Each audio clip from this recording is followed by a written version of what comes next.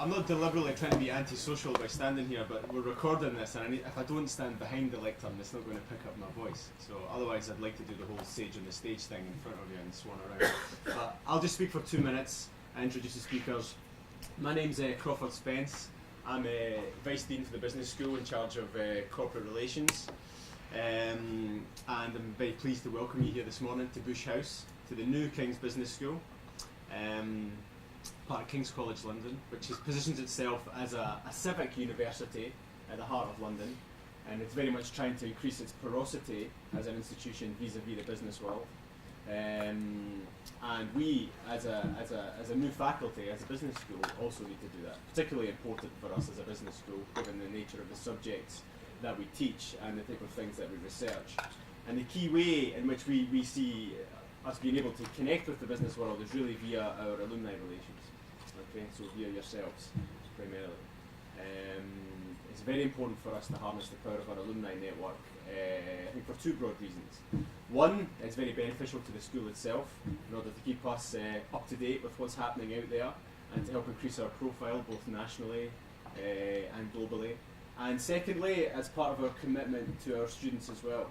We don't want to just come here, bag a credential and then disappear. They, in many cases, want a lifelong relationship with the school, so we need to ensure that we provide them a lifelong return on their investment. So as a result, we're doing a number of different activities in this alumni space, and we're kicking off a series of business breakfasts today, talking about what I think you'll all agree is quite well attended, is a very key issue today, not just in the business world but in social life more generally, which is big data. And to that end, I'm delighted to introduce two very interesting speakers for you today. One is Professor Stuart Barnes, our very own Professor of Marketing, who in recent years has consolidated a position as a world leader in big data analytics research, and he's going to talk to you today about some of the current trends in big data analytics. And Chaney Ojinnaka, who's an alumni of King's and some other institutions as well, and he is going to talk to you from a more practice perspective about transforming customer experience using big data. And each of the speakers will talk for about 15 minutes or so, and then afterwards we'll have 10 to 15 minutes for a Q&A, if you have plenty of opportunity to ask questions. Any of you who are interested in contributing more generally to the alumni relations aspects of the school, please feel free to come and speak to me or Hannah after the event, and we're very keen to get people involved and to do what we can for you as well. Okay, so thank you very much. So Stuart, you want to kick off? Yes, thank you, Crawford. So welcome to the first ever alumni breakfast meeting. It's good to see such a good turnout at this time in the morning. I'm the director of a new research centre at King's College, the centre that is examining consumer and organisational digital analytics, or CODA. It's a multidisciplinary research centre, and it spans 3 faculties. We have a number of different streams or themes of research within CODA, one of which is understanding consumer behaviour using digital analytics. A second one is inter- and intra-organisational digital analytics, and we have people there, for example, in the area of HR analytics, supply chain management analytics. And the third stream, and a stream within my research which is growing quite considerably, is big data analytics for sustainability. And at the end I'll talk about examples in 2 of those research streams. Now, it's always difficult to know how to pitch a presentation like this, so I'm hoping that there's something for everyone in terms of how much experience you have or don't have with big data analytics. But it's important to understand what we mean by big data analytics. If we break it down, what do we mean by data analytics? What we mean is detecting, interpreting, and communicating meaningful patterns in data. And there are a whole variety of advanced techniques that we can use to do that, including some in artificial intelligence and machine learning, for example. What do we mean by big data? Big data is data which is beyond the capability of typical software in terms of capturing, storing, and or analysing. That's what we mean. But it's actually more than that. So that's volume. You'll probably, if any of you, have read the data on the literature on big data, there are a number of V's which are sometimes described as being the V's of big data. That's volume. But there are a number of other V's. I won't go into all of them, but another V is variety. Big data comes from many different sources. It might come from air quality sensors. It might come from business systems. It might come from social media. It might come from government data. There are many different sources. It could be text. It could be unstructured. It could be structured. It could be text. It could be audio. It could be video. It could be graphics. Yeah. It could be photos. It could be in many different languages. So one of the growing trends in big data analytics is what they call multi-source analytics. Doing analytics with data from many different sources, qualitative and quantitative, yeah? Structured and unstructured data. The third V that I'll mention is velocity. Data is being created, captured and analysed faster than ever before.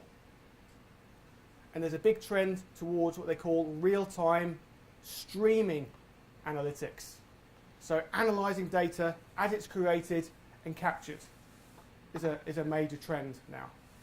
I went to the Big Data London conference a few weeks ago, and streaming analytics was a really big thing there, and the platform providers for doing real-time streaming analytics is a major thing.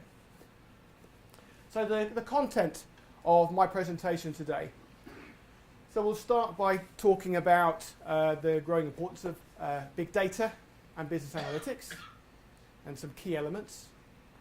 Then we'll move on to business value, particularly competitive advantage, and we'll talk about 5 key questions that big data analytics can answer. And then last but not least, I'll give you a couple of examples of recent projects that we've done in Coda for big data analytics. So,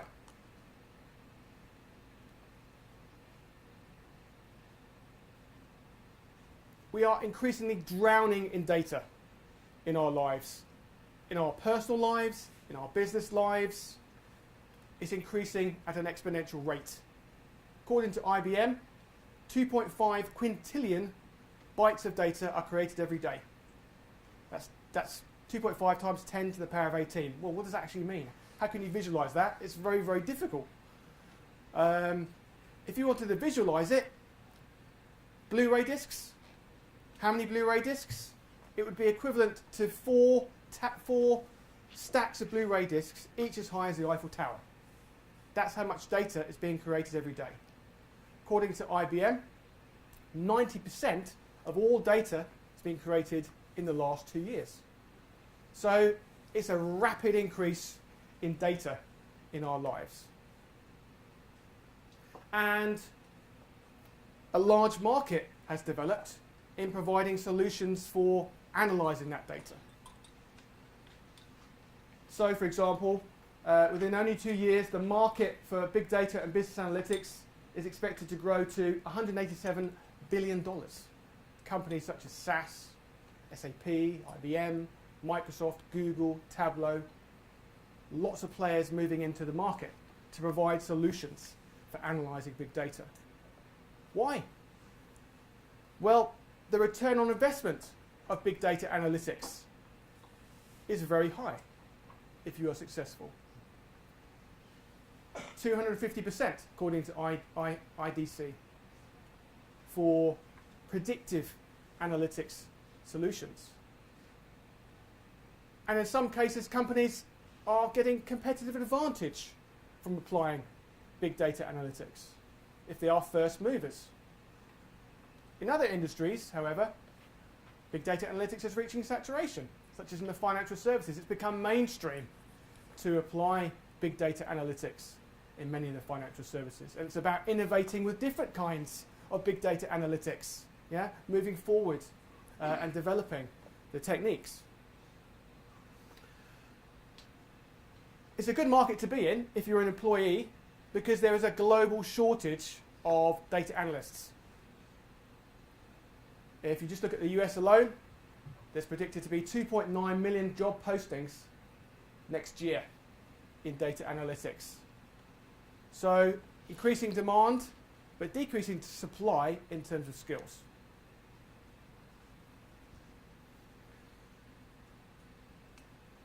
To be successful in big data analytics requires strategic alignment between a number of important components. The big data analytics ecosystem. Now already there have been many projects that have failed in big data analytics. One of the reasons they've failed is a lack of focus. It's not enough to just have large stores of data and buy the tools and expect success. It's very important to have clearly defined business objectives. You won't get deliverables unless you have smart objectives. And that requires a clear understanding of the organisational problem. And hopefully linking to the strategy of the organisation. So for example, trying to reduce the amount of fraud, or for example, reducing the amount of churn of customers in the business. That feeds into creating the business requirements and an understanding of the technology and the data needs for the business. In terms of the technology, the skills, the right technical skills need to be acquired, as well as the software, hardware, data, and overall infrastructure for providing the solution to the problem. Now, big data analytics is not a panacea, and it can't do everything. So here it's important to understand what big data analytics can and cannot do. The technology provides the means, the tools, and the data to do the actual analytics. The analytics is preparing the data, selecting the right analytical techniques, and applying those techniques to answer the question, solve the problem, and provide easily interpretable results. Easily interpretable results that can be fed back in terms of insight that feed into business decision making. So all starts and ends with the business. Technology, analytics are just a facilitator for solving problems. Yeah? It's not all about technology. It's all about the business. And amassing large amounts of data and doing reporting will not give you competitive advantage. Access and reporting, which many organisations do an awful lot of on large amounts of data, will tell you what happened in the past. It's important because it can provide a benchmark for looking at future changes, future trends, but it is a fundamentally backward view of the world. To gain competitive advantage, you need a greater level of intelligence and more sophisticated techniques, as this diagram by Davenport and Harris tells us. The greater the degree of intelligence in terms of the advanced techniques that we apply, the more competitive advantage we will achieve. The bottom half we have access and reporting, the top half we have analytics. Analytics is forward-looking, asking questions like, why did something happen? Why are our customers leaving us? Why are we experiencing churn? Looking at forecasting, for example, and extrapolation. How much will this product sell in the next 12 months? And looking at making predictions. So which of our high-value customers will buy this new product? Those are the sorts of things which will give you competitive advantage, looking forward. Now, we can break down big data analytics into 5 key questions that big data analytics can answer. Let's have a look at each of these questions And we'll have a look at an example for each one. So trends, in terms of big data analytics, what trends are there in the data, and how can we use these trends to project future trends for the organisation? Tesco's, for example, combine data on product and store with weather forecasts to predict demand. So how much soup, how much ice cream she will be holding in store. And as a result, it suggested that and other initiatives, they saved £100 million in wasted stock through big data analytics. In terms of relationships, what are the key drivers of an event or outcome, such as a customer leaving you? Churn. So credit card companies, Amex, have a sophisticated model for predicting churn, which is quite accurate with 115 variables. And if you're an Amex customer, you might have realised in recent years they've changed their rules. They've changed their loyalty bonuses as a result of analysis using this. And their loyalty has increased, their churn has decreased, and their revenues have increased in recent years. In terms of groupings, what groups or segments are there in the data that we could focus on? So Burberry, for example, identify their core luxury customers to provide individualised, one-to-one, personalised communication for loyalty and retention. And as a result, they suggest that their customers are 50% more likely to return and purchase through analytics. Associations. What associations or links are there in the data? How many of you have used Spotify? Any of you use Spotify? Yeah, quite a few of you have used Spotify. If you've used Spotify, you've used big data analytics. Spotify is only 9 years old. The Swedish music streaming company has approaching 150 million users, 40% of which are paying users. One of the reasons for its success is the personalised playlist. Every time you listen to a song, that feeds into the algorithm. The algorithm calculates what you want to hear next. The more you use it, the more time you spend using it, the more accurate those predictions come. It underpins one of the elements of the success of Spotify in just a short time. And then lastly, anomalies. So are there anomalies or errors in the data? So for example, fraudulent transactions. The financial companies have invested a lot in this. So for example, PayPal can look at a number of different variables to try and identify whether the transaction is fraudulent. The amount, the origin, the IP address, for example, web browser settings, many different variables to identify whether a transaction is fraudulent. And they have huge data sets, hundreds of millions of customers, yeah, and huge historical data sets to produce quite accurate predictions for fraud, for whether a transaction is going to be fraudulent. Okay, so 5 questions. Now, I want to talk about 2 examples of Coda's recent research in 2 different areas. One focuses on unstructured data, the other on structured data. So the first looks at the sharing economy. So we know that in recent years the sharing economy has grown significantly in developed economies. Airbnb, for example, online sharing economy, Airbnb, Uber. Not all of it is positive. 2 weeks ago, I gave a keynote speech at the European Parliament talking about online travel and accommodation services, sharing economy, some of the market failures and how you can use big data analytics to solve some of these problems. It's not just developed economies where the online sharing economy is growing significantly. In developing economies too, such as China, it has taken off massively, very rapidly in recent years. But there's very little understanding of the impacts of the online sharing economy in developing countries. So, for example, there has been an assumption that Uber-type services reduce car use and reduce car purchases. that's a fundamentally westernized view of the introduction of Uber.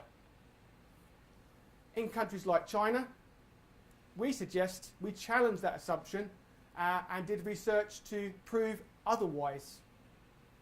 So we looked at Didi Chuxing. Didi Chuxing bought Uber China last year. They're the largest ride-hailing service in China. They provide services like Uber in China.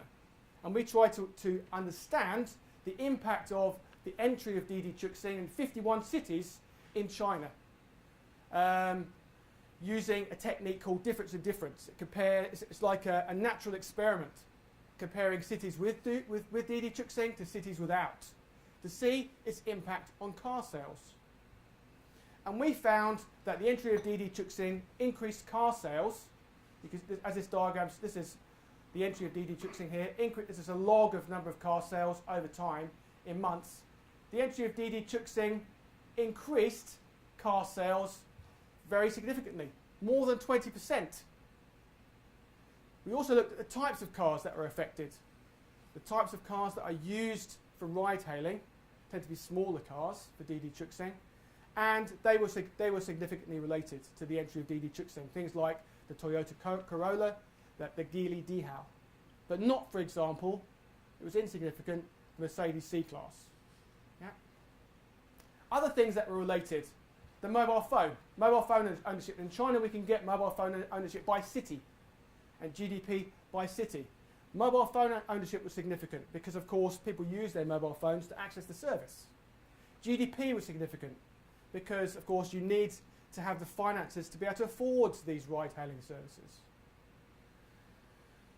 Now, why, you ask, did it increase car sales? It's down to the nature of the economy and car ownership. Car ownership in China is far lower than it is here. And so in order to provide this service and to earn the income, the drivers need to go out and buy the car. So a large number of drivers have done so, and that's increased car purchases significantly. You might think, well, that's good for the car industry, and it is in China. However, the flip side is it's increased car use in some of the most polluted cities in the world. And that's the next step of my research. In fact, my next research project is looking at the impact of Uber-type services on pollution in different countries. Extension of this. The second study, this uses unstructured text data, online reviews. And it asks the question, how can we understand what customers want from what they say in online reviews? And use that to segment customers. And we use data from around 250,000 TripAdvisor reviews from more than 16,000 hotels. And we try and identify the service quality elements demanded by the consumers, the voice of the customer, using a technique referred to as latent Dirichlet allocation. It's a machine learning technique, and it basically looks for patterns of words in the data, patterns of words within reviews, patterns of words across reviews to identify key themes, key topics. And we identified 19 topics in the data that could be controlled by the consumer. Very different to ServCall, if you know ServCall. Yeah? Things like room experience, communication, value for money, car parking, things that you might expect, but also things you didn't necessarily expect. Homeliness was considered very important by hotel customers. Events management, style and decor, yeah, were considered important, particularly for high-end hotels. Now, you'll probably also know, if you've used TripAdvisor, that there's some data there on gender and age. So we did analysis for gender and age too, and found significant differences by gender and age. So, for example, males were more interested in value for money. Females were more interested in the quality of the bathroom. In terms of age, older consumers were more interested in homeliness, whereas younger consumers were more interested in functional elements like checking in and out. We used the data we created, we compressed it down to a two-dimensional space called a perceptual map. And in this perceptual map, we could plot the star ratings of the different hotels. These are the green dots here, this inverted horseshoe shape from 1 star through to 5 star here. Now, the closer that a particular dimension is to that dot, the more important it is for that type of hotel. So, for example, for 1-star hotels, for low 1 to 2-star hotels, the things that are most important are the most basic things you would expect from a hotel, like the room experience, communication, checking in and out, value for money. Yeah? They're the things at the low end. At the top end, the things that really add the highest value are right up here, homeliness. Yeah? Be able to go to a hotel and be at home. The 5-star hotels offer something in excess of what you would expect in order to make you feel at home. They give you all those extra things to provide homeliness, as well as, for example, events management. These things are controllable. There are some that aren't controllable. So when you're deciding where to place a hotel, one of the important things is, if you want to create a good 5-star hotel, natural beauty. Again, that's something which is not so easily controllable, but important for 5-star hotels, we found. Okay, and I think I've run out of time, so I'll leave it there. Thank you for listening, and I'll now hand over to Chaney for his presentation. Thank you, Stuart. Thank you. Hi, everyone. Thanks for having me here. My name is Chaney Ojinnaka. I'm the founder and managing director of VendorMach. What we do is we use big data to improve exceptions in customer payments. And we use approaches such as machine learning and natural language processing. Today, I'm going to focus on sort of using big data, or talk about how you use big data to transform customer experiences. So to start, I will talk a little bit about my experience. I'm actually an alumni of King's College London. I studied here back in 2005. I have a master's in public health from the School of Health Sciences here. But previously, before that, and after that, I also went to Howard University in the US and Stanford, and also got a master's in an MBA from University of Chicago not too long ago, back in 2012. My professional experience, I started my career in healthcare. So I worked for a number of companies in the US, Humana and Aetna. But what would really, I guess, resonate with a lot of people here today is also I consulted with the NHS. And at the NHS, some of the things that I did was look at how do we use big data to transform consumer experience or the patient experience. So examples of that would be how we would look at population health data, so data that's coming from the commissioning groups here, or back then what you call the primary care trusts, and how do you map disease conditions to census data, and actually use that to to provide insights. Secondly, as well, while I was at the NHS, some of the things that we looked at was looking at GP practices and access data. So looking at how consumers can actually access the practice, and how we can improve churn from abandoned calls and calls that are not getting through to the practice. So I'm going to talk a little bit about that later on. And then my experience as well, so I also spent some time at Startup Bootcamp. I was an entrepreneur in residence there, and worked with some startups to improve their business models. And then last but not least, Aetna and Clara are also healthcare companies that I also worked with or consulted with.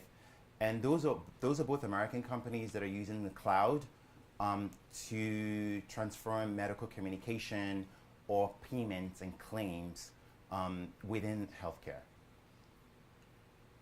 And then last but not least, background, American. I was born in DC, but I've spent quite a significant amount of time both while based in London now.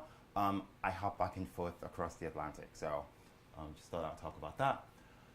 So in terms of, so I thought I would start this presentation to talk just by giving you a sense of, when you look at big data analytics or big data and how you transform customer experiences, the main thought I would talk about here is really disruption. So where's disruption happening? So Professor Stuart talked earlier about financial services being mature as it relates to big data analytics, and it is one of the mature industries when I look at the projection of development.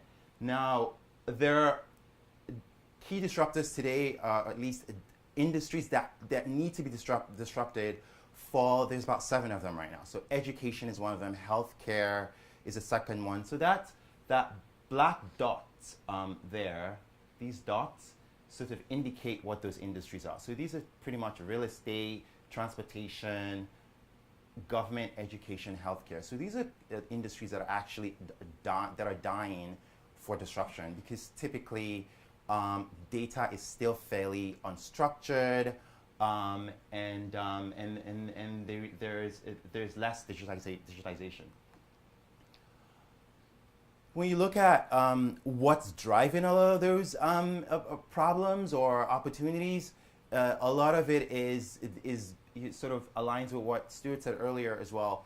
So about 80% of data today is unstructured in the world. And within the last 2 years, 90% of the world's data were generated. And that's coming from Facebook, IoT devices. It's coming from your phones. So all that just came, according to IBM, all that just got generated in the last 2 years.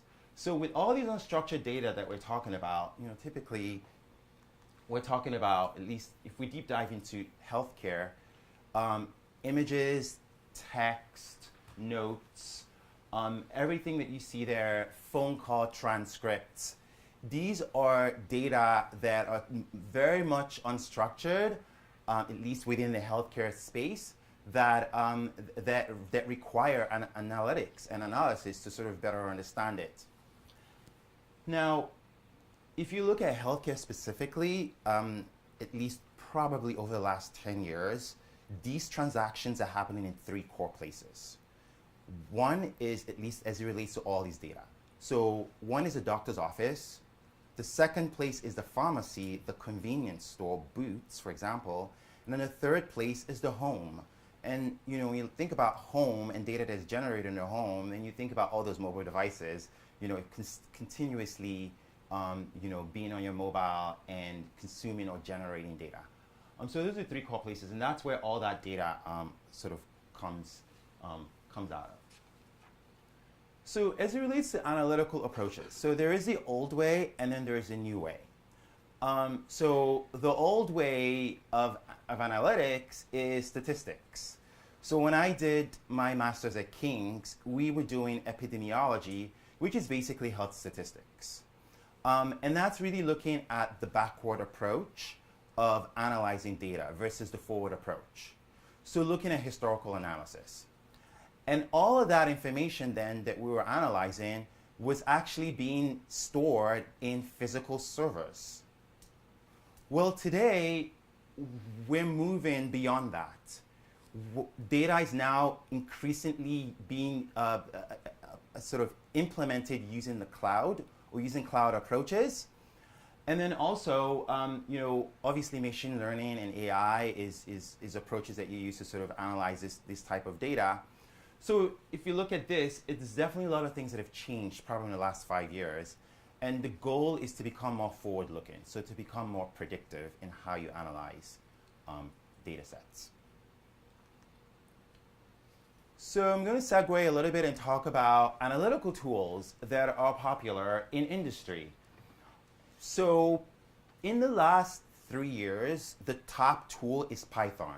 Now, Python is a language, and that's, a lot of developers, when you talk about big data analytics, Python comes up at the top of the list. And if you look at this chart, actually, you could see the huge difference between 2015 and 2016. So almost a 15% increase in the usage of Python as a language to improve, big data analytics generation. R is the other language that have sort of come up, and R isn't really a language. It's really more of, it's a language, but it's not a programming language per se. And R has become very popular, obviously, as a tool for machine learning and data scientists to actually analyze data. Now, typically for a lot of, for Python and R and SQL, you need to actually use all of them in tandem. So developers are using all these in tandem. You can't use R on its own or Python on its own. You use Python to develop code, R to analyze the data set, and SQL to store the data. So those are the three main things. And as you can see there, Excel is increasingly used less because it's so not effective. And then TensorFlow is the latest. I guess it's a machine language framework that has just come into the lexicon in the last year. So a lot of data scientists use TensorFlow, but TensorFlow it's a framework. So some people prefer to create their proprietary algorithms, and others, decide or think of using TensorFlow to sort of analyze data. And then last but not least, you can see that Tableau. People use Tableau for BI pretty much, so business intelligence, data visualization, and things like that. So it's not really that powerful, but it's useful for at least getting quick insights on the data that you have. And just to, just to clarify, this was actually a poll that was done there was 3,000 analysts and data scientists at corporations that came up with this data. So I'm going to quickly move past this slide. So, typically, you're empowering data analytics within corporations. You either have, at least within healthcare, you have in-house teams of machine learning and data scientists analyzing this, or more increasingly, there are lots of companies now that are using ecosystem models to power data that they have in-house. And I'll talk about that and what that looks like. So the first is a case study. So most of you probably know Babylon Health here in the UK. So Babylon is a healthcare startup that has raised over £30 million and uses AI to transform customer experiences. Now, with Babylon, the way they do that is, if you look at the first graph here, this is a very complicated chart of how NHS 111 works. So you call, the number, and then it tries to route you to a nurse, a doctor, or other tools, whether that be online or other tools that you might need. And what Babylon has done here is distill all of that into a mobile app. So a chatbot. What the chatbot does is it asks 15 questions. So using natural language processing and AI, it collects all that information that NHS 11 would have asked you, and then it tells you, it recommends what course of action you need. Now this is incredible because back when I consulted with the NHS, one of the things that we found was that when patients called the doctor's office, whether that be for 24-hour appointment or within 24 hours, 48 hours, typically, probably 60% of the time then, the calls were abandoned, dropped, or not answered. And that meant that at some of the clients that we consulted with, GP practices, they had patients that were lining up the door in the morning, really long lines, to actually see a doctor. So now what they've actually done here is cut all of that wait time. So with using their mobile app, patients can actually get access to care fairly quickly. And now they are claiming that they are reducing costs by 80% by doing this. So that's, that's a great example of how big data analytics can sort of transform customer experiences, or at least consumer experiences. The next case study, also in healthcare is how consumers refill their prescriptions. Now, if you think about your classic case of filling prescriptions, you go to Boots, for example, and then you fill, or you try to get access to the drugs that your doctor prescribes to you. Now, data from the US has stated that the typical consumer spends 45 minutes waiting for these prescriptions to be filled. So what Walgreens did, and just so most of you know, Walgreens is actually now combined with Boots, so it's Walgreens Boots aligned. So this is probably coming over here as well. So they have 8,000 pharmacies in the US. So they said, well, why don't we open all our data on consumers to developers? So they've created this ecosystem model where you can see all this information, thousands and thousands of transactions in Walgreens stores of customers. Developers can now tap into this information, through an API, which is an application programming interface, and actually build solutions that can improve that 45 minutes wait time at the pharmacy. And this is incredible. This is another example of how today, at least, a lot of big data, at least big data analytics, is using this ecosystem sort of crowd, you can call it crowdsourcing model. So I'm going to segue and talk a little bit about PSD. So PSD2 is the open banking API, which is coming in 2018 here in Europe. What that means is that, again, the ecosystem model, so within financial services, which we talked about earlier, a lot of financial services companies, or at least financial services, has gone through immense disruption in the last couple of years as relates to big data analytics. Now, all this information is going to be available to developers now. What are we talking about? We're talking about data on your bank accounts.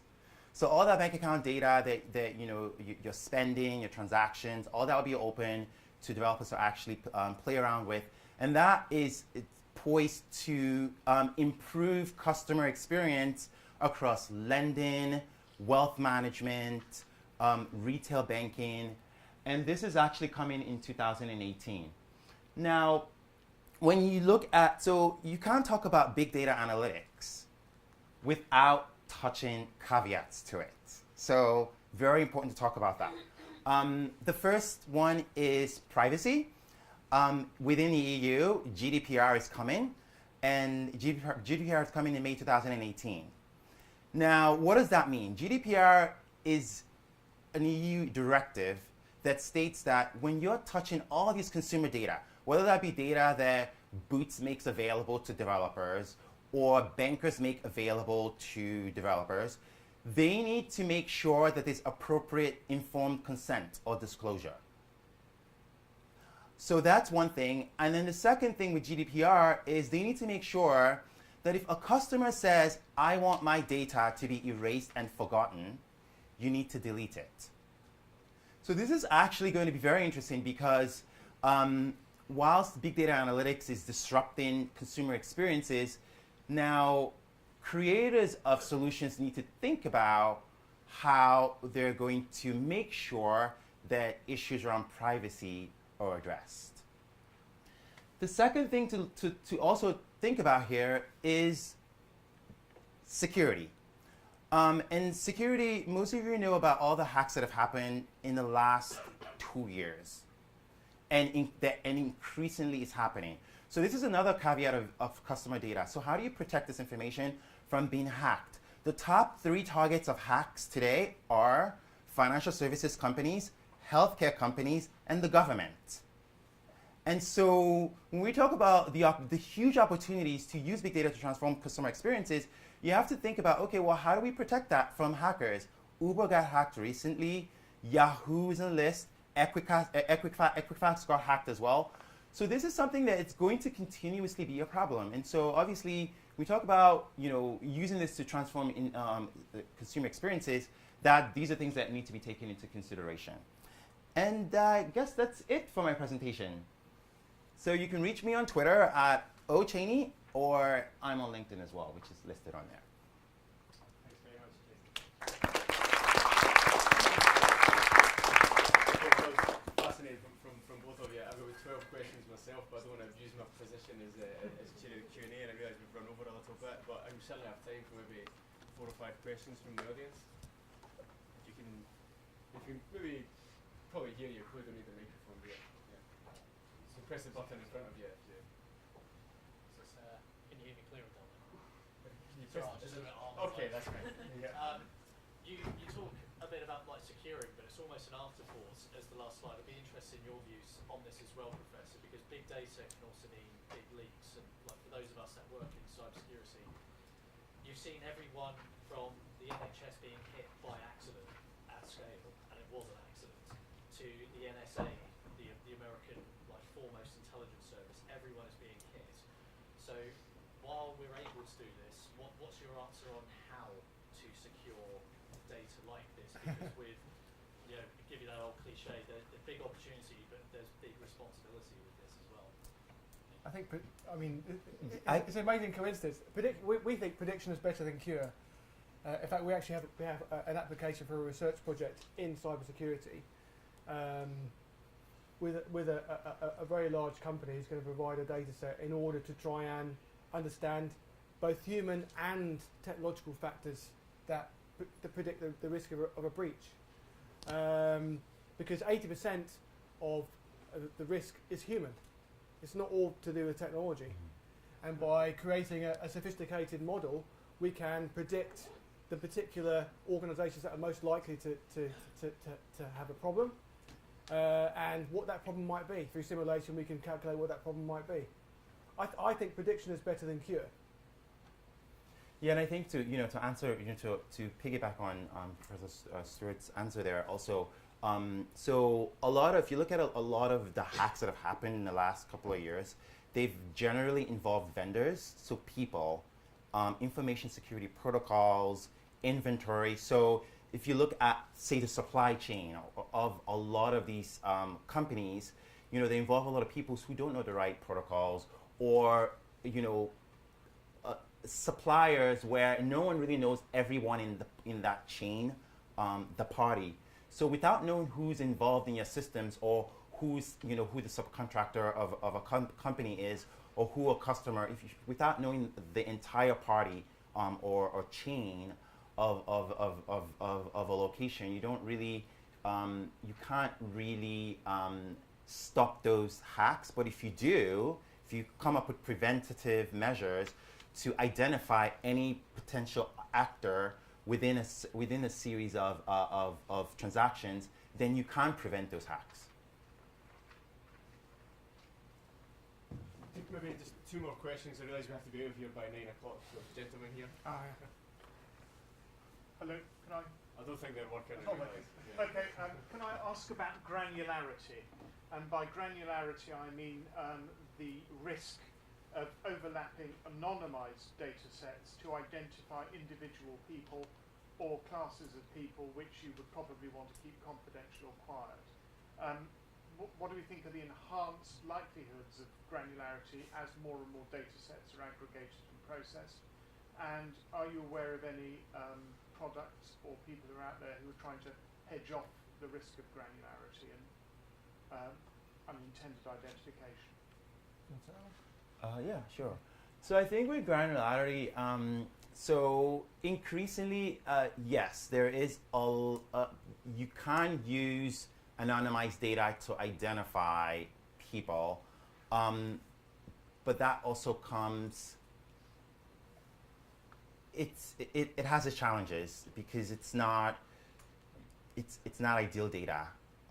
these are projections that I made on anonymized data that's obviously combining third-party data sets with company data. So if you look at a lot of today analytics, you have internal data sets that companies have, and then you have other data that's out, open data services that you have out there that tries to then combine all this information and aggregate it to actually spot trends or to identify people. So there is definitely that. I mean, to your question, there is the ability to use that to identify people. However, with GDPR and some of the other security risks, that also comes with with caveats, and informed consents and things like that need to happen. I mean, if you're using machine learning, for example, you don't necessarily actually need to know who the particular actors are. Basically, you just need enough variables to train a model. So it's not really a problem. Then when you get around to you've created a good model, and then you can apply it on real data to make the predictions. So in terms of a lot of these techniques, anonymized data is not a problem. You can do it with anonymized data. Last question here.